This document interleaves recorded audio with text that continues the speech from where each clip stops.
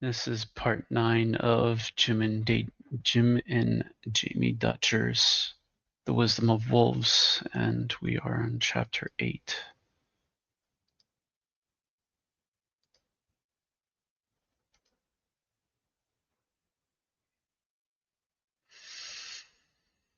Find compassion from Jamie's perspective. It was the end of December when I arrived at Wolf Camp for the first time. Just a month earlier, I had a job and was living in the suburbs of Washington, D.C. Now here I was sitting next to Jim in his Volkswagen van as we wound our way over a mountain pass toward life in a tent without electricity or running water. I'd call that a leap of faith. The closer I got to my destination, the less anxious I became. The land was so remote and unfamiliar, but the scenery was spectacular, with the jagged snow-capped mountains towering over a broad, wide open valley. We drove along the sparkling headwaters of the Salmon River northward. At the town of Stanley, we took a sharp turn onto a dirt track across miles of sagebrush toward a dark forest of lodgepole pines and the foothills of the Sawtooth Mountains. As we steadily climbed in elevation, the dusting of snow became nearly a foot deep, so that we had to stop and hike the final mile until this new home of mine that Jim called Wolf Camp. Into this new home.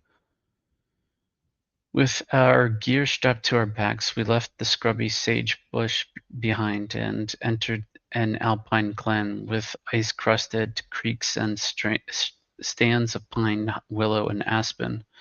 As we approached, I saw a small cluster of white tents peeking through the trees. I have to admit I was relieved to see that it wasn't the pup tent in the forest that I had feared. In fact, I was amazed at how substantial and organized the camp was. Jim and his small crew had created a comfortable outpost. It was basic, of course, just a couple of wall tents and a large circular yurt, but it looked cozy and secure. Jim told me that whenever he returned to camp after being away for a few days, he liked to announce himself to the pack. He stopped and cupped his hands to his mouth and howled. For a few seconds there was only silence, then a strange sound began to rise from the forest behind the camp. At first I thought it was a person calling back to Jim from a distance, but other voices quickly joined in. It literally stopped me in my tracks and left me standing in the snow, mouth agape. The wolves were howling in response. It was an otherworldly sound, joyous, mournful, calming, and exhilarating all at the same time. It wasn't at all like the cliched wolf uh, cliched wolf howls in from the movies. At a distance, the sound seemed to come from everywhere, floating on air. Had I not known only 5 wolves were present, I would have guessed that the number was closer to 15. I later learned that wolves purposely avoid singing in unison. Each wolf varies its pitch to achieve a perfect dissonance, perhaps to make the group sound more numerous. Whatever their reasons, the effect is beautiful. I've heard wolves howl too many times to count since then, and that sound never stops thrilling me. But I'll remember that first time forever. At first, I didn't even try to settle in or unpack. I wanted to meet the wolves. Strangely, I found myself suddenly nervous, feeling like the new kid at school. They were waiting for us, whining in expectation, eager to greet their friend Jim and this stranger he had brought with them.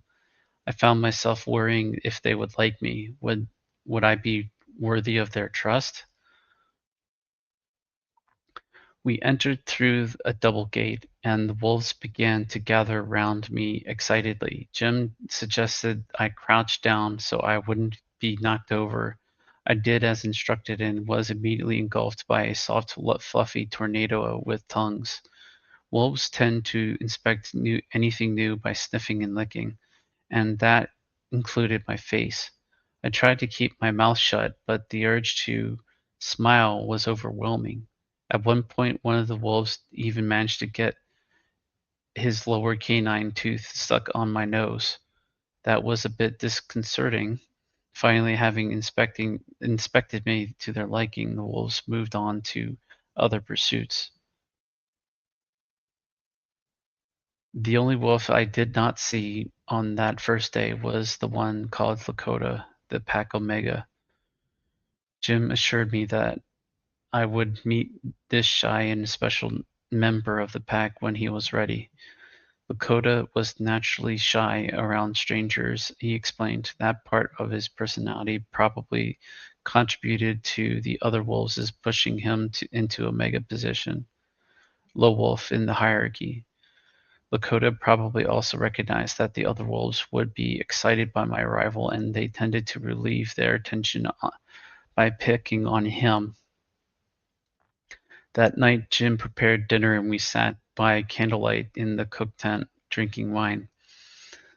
Now that I had finally met them, Jim began to tell me all about each wolf's personality: magnanimous Comets, watchful Motomo, Jekyll and Hyde Amani, and, of course, meek and mild Lakota, whom I had yet to meet. All these stories made me wish I had been there from the beginning of the Wolf Project, yet at the same time they filled me with excitement as though I thought about what lay ahead. At one point our conversation must have gotten a bit raucous, and the wolves started to howl, excited by our laughter. We let our dialogue drop and just shut our eyes and listen to them sing into the darkness. The following morning we still had not seen Lakota, and Jim and I began snowshoeing together, searching among the dense willows and fallen pines. I could see that Jim was a bit concerned, but he told me that the pack's territory was large and that he had sometimes searched for days for a wolf who wanted to be alone. The rest of the Sawtooth Pack was still interested in my unfamiliar presence, and so for a while they followed us in single file, like schoolchildren on a field trip. Eventually, they lost interest in what we were doing, and one by one they wandered off to play or snooze. As soon as they were out of sight, we heard a rustling in the willows, and out crept Lakota. He had been following us the whole time. One of the first things I noticed about him was his posture. He kept his tail tucked, his shoulders hunched, and his head lowered as he moved uncertainly toward me. It wasn't until he reached me that I realized he was a huge wolf, one of the biggest in the pack, but the way that he carried himself made him look smaller. Lakota approached me and timidly licked my face. I ran my hand down his back and through his new winter coat. His skin was riddled with small bumps and scabs where the other wolves had nipped him, and he had small scars on his muscles where the fur would not grow back, signs of how a dominant wolf sometimes grabs the muscle of a subordinate. During my first days at wolf camp, Lakota and I found time to be together, meeting clandestinely in that same meadow where we first met. Gradually his trust grew and he began to relax. Then one day he took his paw, gently placed it on my shoulder, and gazed at me with his deep amber eyes. Deep amber eyes. We sat that way for quite a while. From that moment on, he would forever hold a special place in my heart. I've always felt compassion for underdogs and vulnerable creatures. I think that emotion is what attracted me to the job I had, caring for animals at the National Zoo. Once I had joined Once I joined Jim at Wolf Camp, this instinct of mine turned into a protective feeling toward the sweetened, beleaguered Lakota. I could see how deeply he cared for the pack and how joyful he felt when they allowed him to start a light-hearted game of tag, and I could see his pain when one of them decided to bully him. Pack rallies were an especially trying time for Lakota. A rally, quote unquote, is the term biologists use for the high energy gatherings that wolves engage in. Often wolves uh, rally before they head off on a hunt, like a sports team psyching itself up for before a game. Sometimes they occur for no reason that we can discern and celeb- appear to be celebrations of pack solidarity. Frequently, the charged atmosphere of a rally provokes dominance displays in which one wolf asserts its authority over another. During such ra- During such rallies, Lakota would slink among the others and pay his respects to Kamats, with his tail tucked and his head nearly scraping the ground. But Kamats was seldom aggressive toward his brother. More often it was Amani who would rush at Lakota, snarling and flashing his teeth and making a big show of authority. Lakota would flip over and surrender. Although Lakota was rarely hurt in these displays, his cries were painful to hear. Amani would stand triumphantly over Lakota, making the Omega beg to be let up.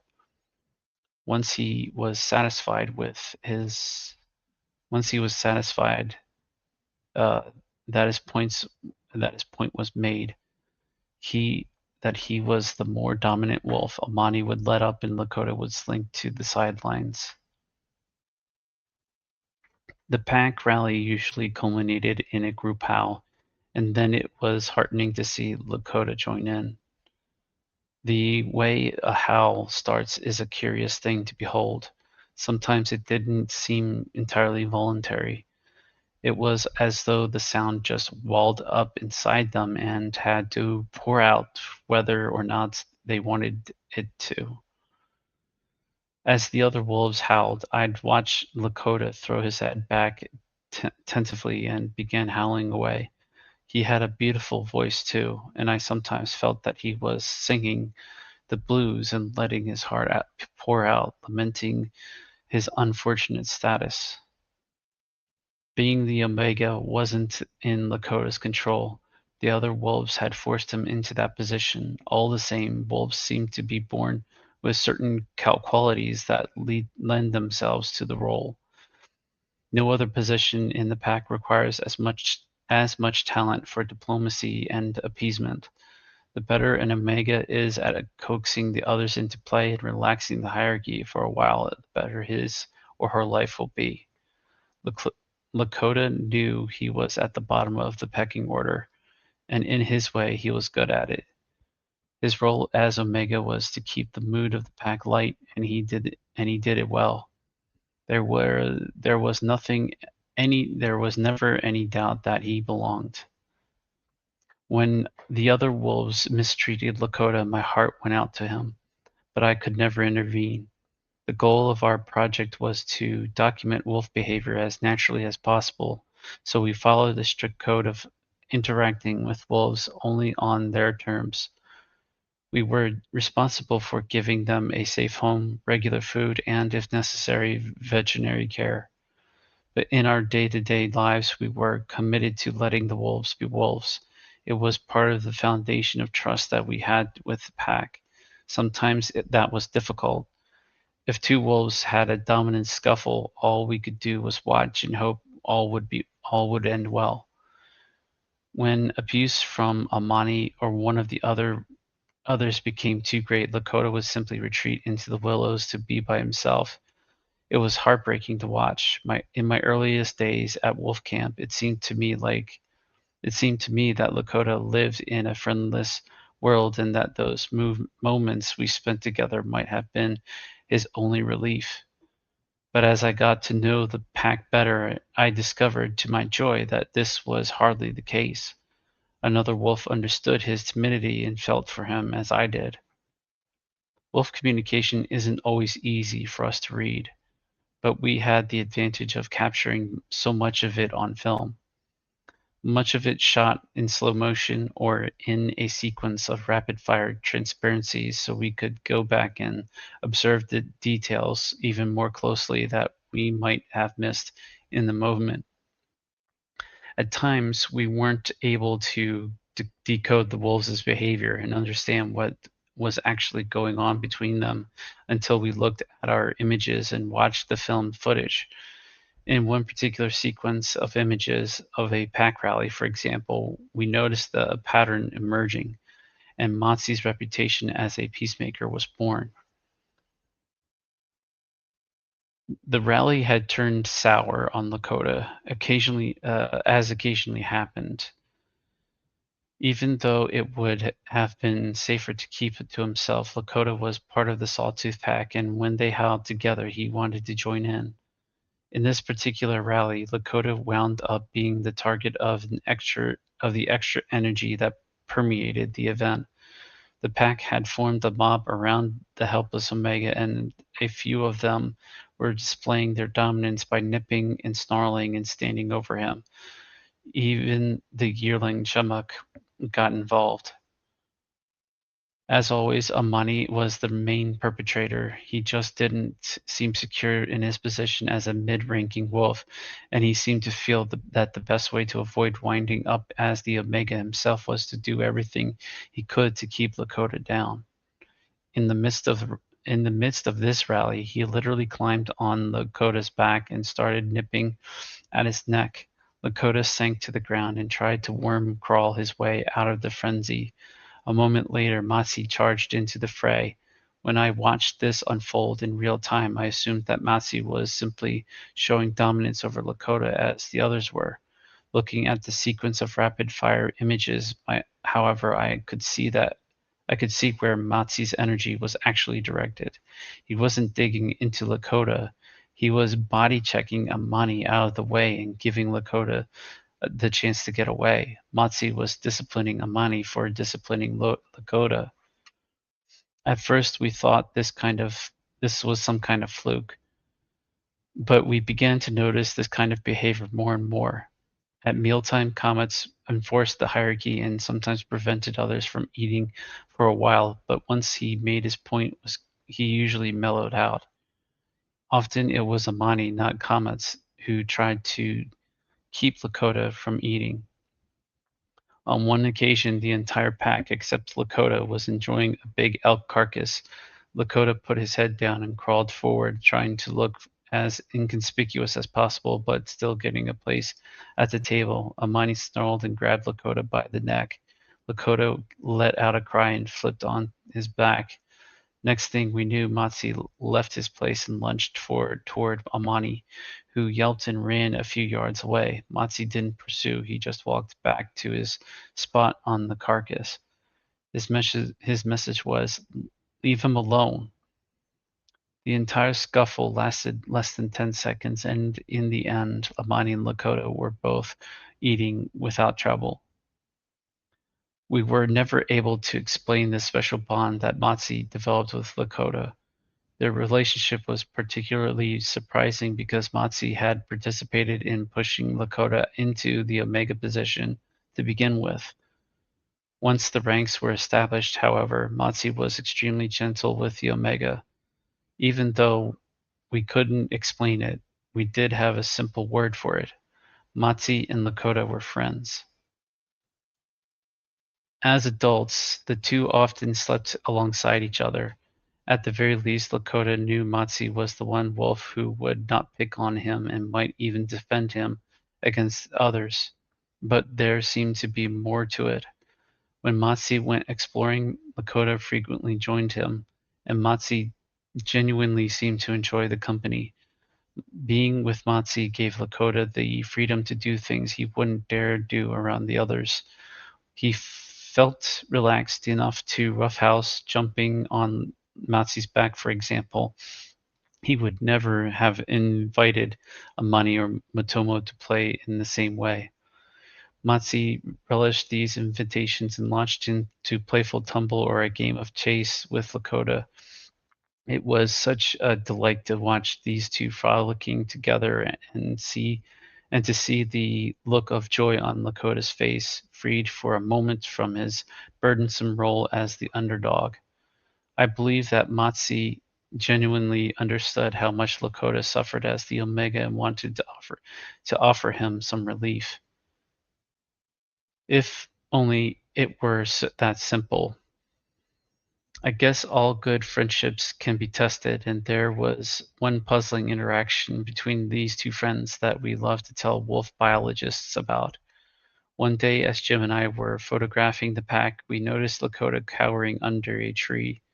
He was tucked into a deep crouch with his ears plastered back, looking as if he were trying to be absorbed by the ground and disappear. As I watched him and wondered what was going on, Matsi walked up to Lakota, lifted his leg, and urinated all over the unfortunate wolf's back. I had missed whatever earlier altercation had provoked this extreme demonstration of dominance, but it was clear that Matsi felt the need to put Lakota severely in his place. But apparently neither of them held a grudge. After a few hours later, I spied the two playing by the pond together, and that night they slept side by side. Whatever the disagreement, it seems that wolves can forgive. Forgiveness, compassion, and empathy are very complex emotions. First, they require having a concept of one's own individual self and of others as individuals as well. Then one has to make the mental leap of imagining oneself in the position of the other. Matsi must have understood how he would have felt if he were in Lakota's predicament. Otherwise, why would he have gone out of his way to help Lakota? It's not an intellectual process, it's a gut feeling. I believe Matsi could feel Lakota's what Lakota was going through. There's no doubt that the wolves understand their own individuality and the individuality of others. We saw evidence of this in the Sawtooth Pack every day. There's a story that Jim likes to tell of an episode that happened before I arrived at Wolf Camp. It was the first snowfall of the year, and it sent Comets, nearly 2 years old, charging around with excitement. He ran back and forth, not playing tag or chasing another wolf, just darting about full of energy and exuberance. Amani, less than a year old, was and not full size yet, wasn't quite sure what to make of the alpha carrying on this way. He sat down in the fresh snow and watched as comets burst out from the willows at full speed. Then comets, gleefully out of control, barreled right over Amani. Amani did a cartwheel and sat up, blinking and covered in powder, not sure what had just happened. Comet slammed on the brakes, turned, and hurried back to Amani, sniffing the little wolf up and down and giving him a reassuring lick. It was a touching gesture, and it reveals Comet's mindset clearly. He understood that he was a big wolf and that Amani was smaller and weaker. He realized that the collision might have been upsetting to the younger wolf, and he cared enough to stop what he was doing to go check on his little packmate. Observations such as this aren't unique to the Sawtooth Pack. On a visit to Fairbanks, Alaska, a fish and game biologist showed us the skull of an average-sized male wolf that bore unmistakable evidence of a broken jaw that had healed. A defensive moose or caribou probably dealt him that injury while he was hunting. It's not uncommon. What is more interesting, though, is that the jawbone healed and the wolf went on to live for several more years. Such an injury would have rendered the wolf unable to tear chunks of meat from a kill and possibly even unable to unable to chew. The only way he could have survived this injury is for the other wolves of his pack to feed him. At the least, they would have to have uh, At the very least, they would have had to bring him pieces of meat and likely even regurgitate partially digested food for him as they would a pup. The only way that the only way that wolf the only way that that wolf could have survived with a broken jaw was through the generosity of others. We can only guess the motivation of this wolf's pack mates. I suggest there is a chance that nursing a fellow wolf back to health could be a purely selfish act. Maybe he was a good hunter in that, and the others wanted to keep him around. But I just don't see them being motivated by such cold pragmatism. After seeing so many moments of unambiguous kindness between the wolves of the Sawtooth Pack, I am sure this was an act of compassion between family members. Is that really surprising? Is it really surprising? When we humans see a friend or relative in pain, we feel an emotional urge to ease the burden. Recently, there have been some fascinating studies into the connection between human empathy and a weird social phenomenon that most of us have experienced: contagious yawning. I can remember sitting in a college classroom, bored by a lecture. One student would yawn, then the next, and the yawn would pass from student to student like a wave across the room. We'd noticed and begin to titter, much to the professor's great annoyance. He, it turns out this didn't mean we were all equally tired or bored, but rather that we were fairly healthy mentally. Yawning is in response to another's yawn isn't very well understood, but as far as we know, it has less to do with breathing and more to do with so, sociability. Sociability. Um, It's it's an urge connected to our own emotional cognition. That is, the ability to tune in to the emotions of someone nearby. Not surprisingly, the earliest studies of non-human contagious yawning focused on other social primates. Chimpanzees, bonobos, and gelada baboons all experience it. It has since been observed that humans can sometimes pass a yawn to a dog, but it was suggested that this was because dogs have spent thousands of years evolving in our company. When we saw the Sawtooth Pack wolves pass yawns from one to another all the time. I'm like trying to stifle yawns right now, actually. It's kind of weird. Quite often, Jim and I would be watching them, he with his film camera, me with my audio equipment, waiting for them to do something worthy of rolling precious film. As they lounged together, one of them would yawn and it would break like a wave over the entire pack. Before I knew it, I would feel the uncontrollable urge to take over. Then I'd look over at Jim and he'd be yawning too. We thought it was funny, but we never assigned any significance to it. Now it's been scientifically confirmed that wolves also experience contagious yawning, an indication that they too have emotional cognition, the roots of empathy. It is enough to realize that the capacity for empathy and compassion, although undeniably human, is not uniquely human. But for me, the lesson of the Sawtooth Pack didn't stop there. Compassion was their first impulse. It was instinctive in them just as it is in us. But wolves aren't perfect either. Amani especially could forget his instinct for compassion and become a bully. The reason I believe is that his own insecurities about his position in the pack hierarchy sometimes got the better of his inclination to care for his packmates. Every wolf feels itself pulled by opposing forces. On on one side, there is ambition, self-interest, and fear. On the other, there is forgiveness, compassion, and empathy. That's what makes wolves so endlessly fascinating.